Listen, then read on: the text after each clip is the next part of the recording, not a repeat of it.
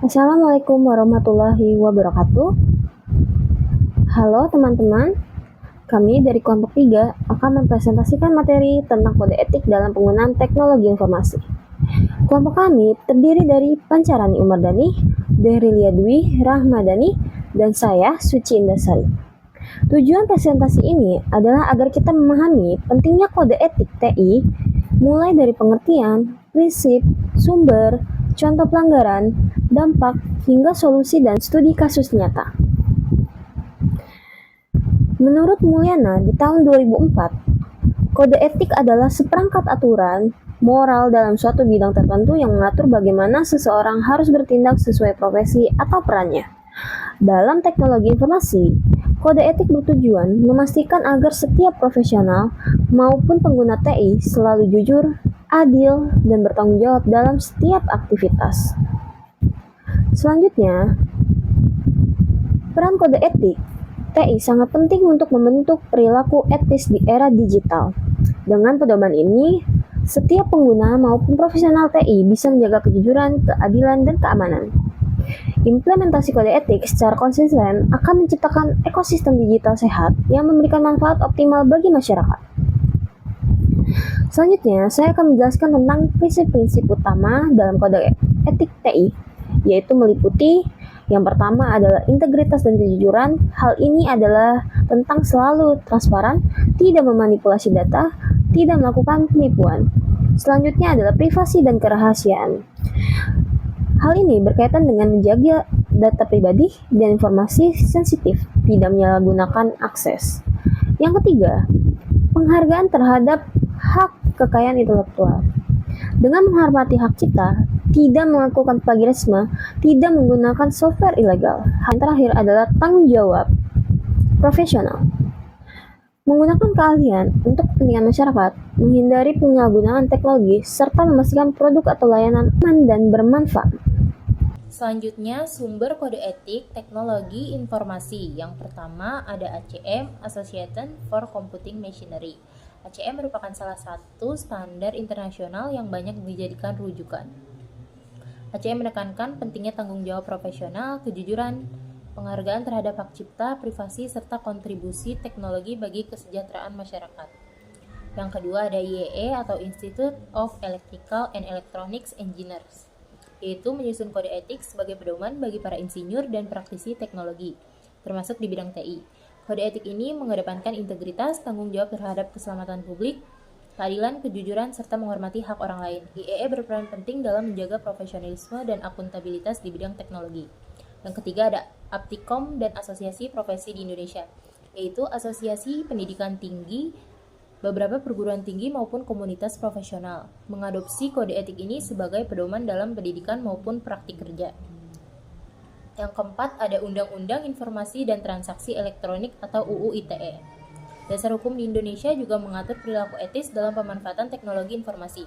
Undang-Undang Nomor 11 Tahun 2008 yang diperbarui dengan Undang-Undang Nomor 19 Tahun 2016 tentang informasi dan transaksi elektronik menjadi rujukan utama dalam mengatur penggunaan TI di Indonesia.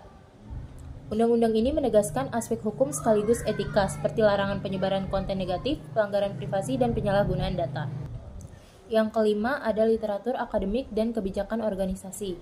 Adapun literatur akademik seperti buku, etika profesi, jurnal ilmiah, serta kode etik internal perusahaan juga menjadi sumber penting. Pedoman ini umumnya disesuaikan dengan kebutuhan organisasi dan perkembangan teknologi yang terus berubah. Selanjutnya, contoh pelanggaran etika profesi dalam bidang teknologi informasi. Yang pertama adalah pelanggaran privasi, yaitu peretasan akun media sosial atau email seseorang, penyebaran data pribadi tanpa persetujuan pemilik, dan penggunaan cookie atau sinkronisasi tanpa pemberitahuan kepada pengguna. Yang kedua ada perundungan cyber, yaitu mengirimkan pesan kebencian atau ancaman kepada seseorang, menyebarkan rumor atau fitnah secara berani, mengunggah konten yang membahas atau mempermalukan seseorang. Yang ketiga ada plagiarisme digital, yaitu menggunakan artikel, gambar, atau video tanpa menyebutkan sumber, menjiplak tugas atau karya akademik dari internet tanpa menyebutkan referensi, menggunakan perangkat lunak atau kode tanpa izin dari pengembang asli. Yang keempat ada penyebaran hoaks dan disinformasi, yaitu berita palsu tentang isu politik atau kesehatan, manipulasi gambar atau video untuk menyebarkan informasi yang salah, penyebaran teori konspirasi tanpa bukti yang valid.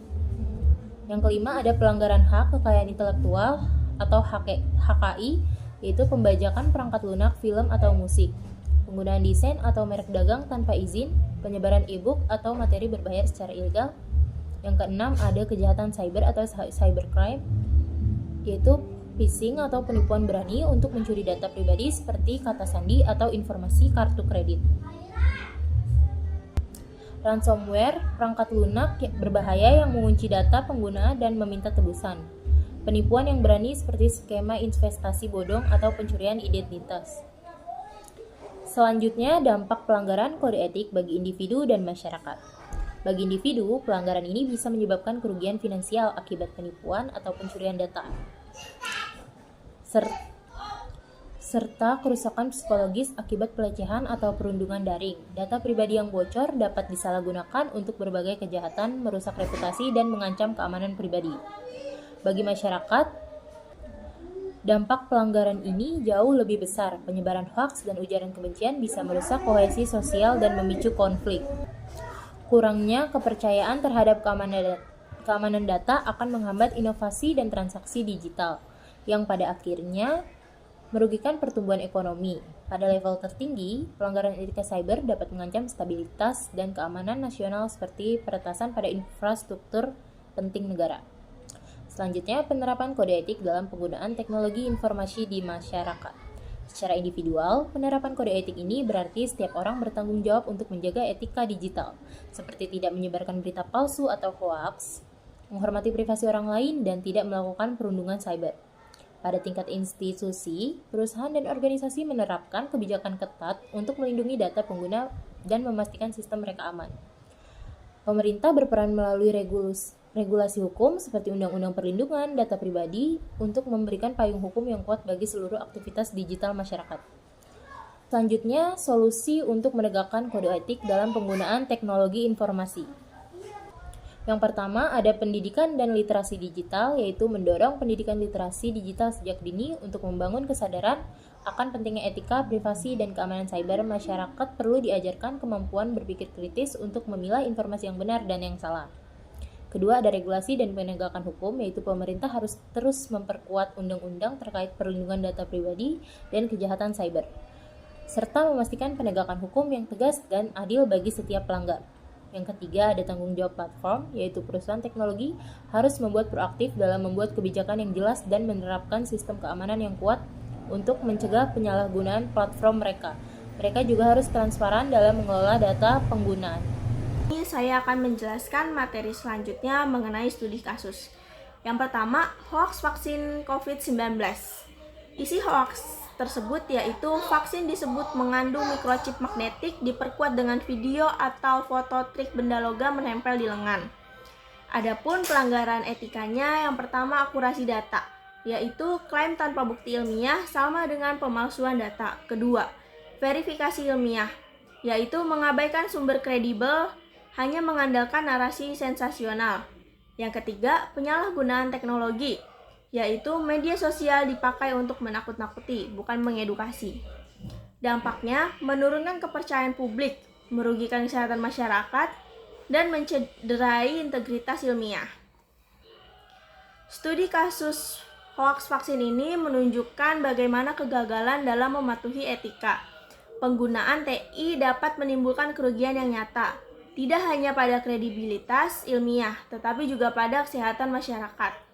Hal ini menjadi pengingat penting bagi setiap peneliti dan penulis ilmiah tentang tanggung jawab mereka, yaitu 1. Memanfaatkan teknologi informasi untuk validasi, bukan penyebaran tanpa dasar.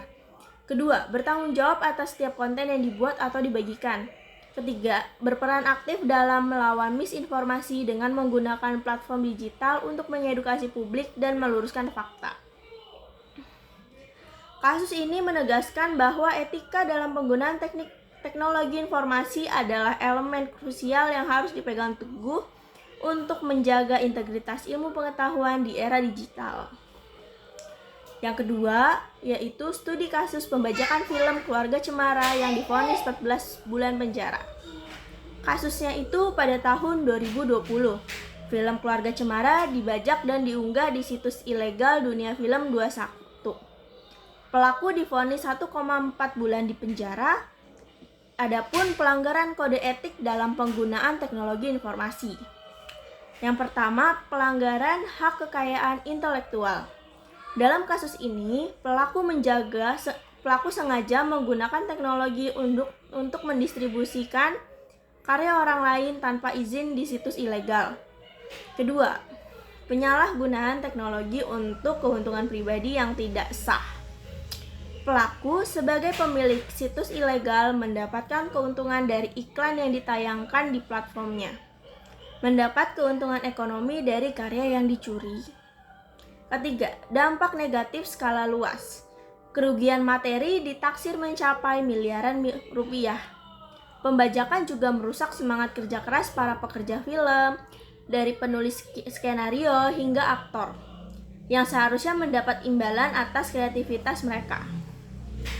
Kasus pembajakan film Keluarga Cemara menunjukkan bahwa etika penggunaan teknologi informasi tidak hanya sebatas teori, melainkan memiliki konsekuensi nyata yang merugikan. Vonis 14 bulan penjara bagi pelakunya menjadi preseden penting yang menegaskan bahwa tindakan ilegal di ruang digital akan ditindak secara hukum.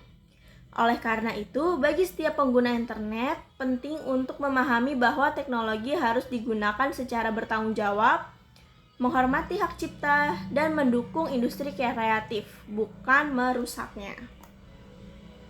Studi kasus yang ketiga yaitu data yang diduga milik Kominfo bocor dijual 1,9 miliar di Branch Forum. Yaitu kasusnya data pendaftaran kartu SIM berbayar diduga bocor dan dijual di Branch Forum oleh hacker Bjorka. Data bocor berikut yaitu NIK atau nomor induk kependudukan, nomor telepon, nama, alamat, provider, tanggal registrasi. Adapun jumlahnya yaitu miliaran data, harganya sekitar 1,9 miliar. Pelanggaran kode etik TI yaitu pertama, privasi dan keamanan. Kegagalan melindungi data pribadi masyarakat, resiko penipuan dan penyalahgunaan identitas. Yang kedua, integritas dan otorisasi. Perentasan dan penjualan data adalah akses ilegal penyalahgunaan keahlian teknologi untuk tujuan jahat. Yang ketiga, akuntabilitas kelembagaan. Jika benar terjadi, Kominfo dianggap lalai dalam bertanggung jawab menjaga data publik. Dugaan kebocoran data Kominfo adalah kasus nyata yang menggambarkan betapa rapuhnya perlindungan data pribadi di era digital. Ini bukan hanya tentang masalah teknis, melainkan juga masalah etika yang mendalam. Kasus ini menjadi pengingat yang kuat bagi pemerintah, perusahaan, dan individu bahwa teknologi membawa tanggung jawab yang besar. Etika penggunaan teknologi informasi menuntut adanya komitmen yang kuat untuk melindungi data pribadi, menjunjung tinggi privasi, dan memastikan bahwa teknologi digunakan untuk melayani masyarakat, bukan untuk merugikan atau membahayakan mereka. Adapun kesimpulan dari materi kami yaitu kode etik dalam penggunaan teknologi informasi adalah fondasi penting di era digital. Setiap individu, institusi, dan perusahaan harus bertanggung jawab menjaga privasi, akurasi informasi, serta menghormati hak cipta. Pelanggaran etika seperti hoaks, pembajakan, dan kebocoran data membawa dampak nyata bagi masyarakat. Oleh karena itu, literasi digital, regulasi yang jelas dan tegas, dan kesadaran bersama menjadi kunci agar teknologi digunakan untuk kebaikan bersama, bukan untuk merugikan. Sekian dari kelompok kami, kurang lebihnya mohon maaf. Assalamualaikum warahmatullahi wabarakatuh.